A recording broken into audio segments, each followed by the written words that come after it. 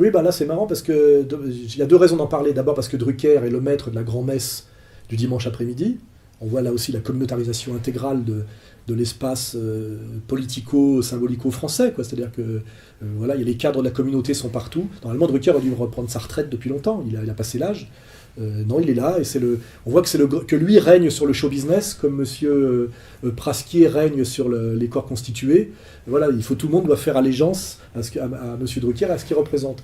Et là récemment, il a consacré une après-midi entière à un jeune homme qui s'appelle Thomas Dutronc, que je connais bien parce que je l'ai fait jouer le premier rôle dans le seul film que j'ai fait avant de me faire virer par les deux communautés surpuissantes du cinéma qui sont la communauté juive et la communauté homosexuelle, qui m'ont interdit de faire du cinéma en gros. Hein, j'ai pu vérifier de leur puissance de méchanceté et de leur efficacité quand j'ai fait ce film et quand il est sorti. Alors ce Thomas Dutronc, effectivement, c'est moi qui l'ai fait démarrer pratiquement. C'était un ami. Il a joué dans mon film. Aujourd'hui, c'est une vedette. Il imite vaguement son père. On est dans un monde de fils d'eux. Il fait un peu comme son père, un peu moins bien, comme le font tous les types aujourd'hui qui passent à la télé chez Drucker. C'est le signe d'un écroulement d'une époque, hein, quand il n'y a plus que des fils d'eux. Et alors ce qui est marrant, c'est qu'à un moment donné, on fait totalement l'impasse, on montre son CV, ce qu'il a fait, etc. Et on fait totalement l'impasse sur ce film, qui ont été ses débuts d'une certaine manière, où il joue un premier rôle dans mon film Confession d'un dragueur.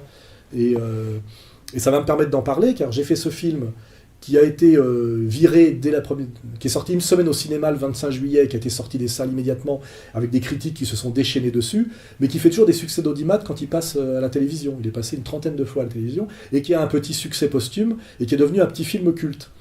Ce film, que j'ai sorti en 2000, on est en 2012, ça fait 12 ans, n'est jamais sorti en DVD, alors que depuis, Thomas Dutronc est devenu une vedette, et que Saïd Tagmaoui, l'autre acteur que j'avais fait jouer moi, j'avais donné le premier rôle à un jeune issu des cités, j'avais pas attendu, hein, moi, pour donner sa chance à un maghrébin, un premier rôle à un maghrébin, etc., qui venait d'Aulnay-sous-Bois.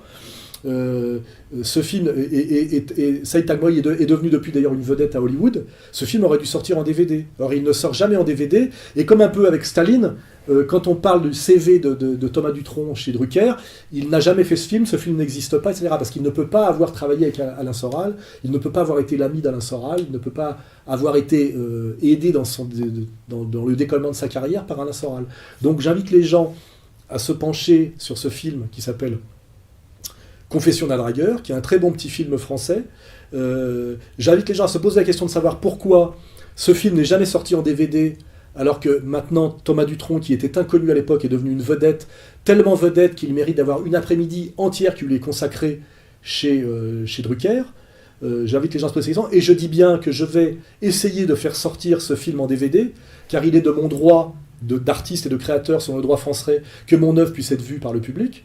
Donc je vais essayer de le faire sortir d'une manière ou d'une autre pour que les gens puissent le voir en DVD et voir le seul film que j'ai fait et que je ferai jamais, car je pense que je ne ferai plus jamais de cinéma, mais bon, j'ai fait un long métrage. Voilà, il faut que les gens le sachent. Et je dis un petit salut à Thomas Dutronc, qui a été un copain à une époque. Voilà, et je sais qu'il n'ose même pas parler de notre collaboration et de notre amitié passée, car effectivement ça lui coûterait cher pour sa carrière. Je suis un peu déçu quelque part de son manque d'une certaine... Enfin, c'est une façon de courage et de virilité, mais bon, il ne fait jamais qu'imiter son père comme un premier de la classe, donc il est dans sa logique. Et je dirais pour ceux qui regarderont le film, qui verront que le rôle que je lui fais jouer, comme le rôle que je fais jouer à Saïd Tagmaoui, était intuitivement très bien trouvé, car en fait ils sont exactement, quand on regarde les deux personnages et leur destin historique, ce que j'en avais montré. Là, je n'en dis pas plus, mais finalement, Thomas Dutronc ressemble, je le vois sur son évolution, puisque ça fait 12 ans que je le suis et que je l'ai un peu perdu de vue, finalement ressemble beaucoup au personnage qui joue dans mon film, et Saïd Tagmaoui, beaucoup aussi. Et ça, c'est intéressant de voir comme, je dirais, je ne m'étais pas trompé en les choisissant. Voilà, c'est pour ceux qui veulent comprendre ce que je dis, qui regardent le film qui s'appelle Confession d'un dragueur. Voilà.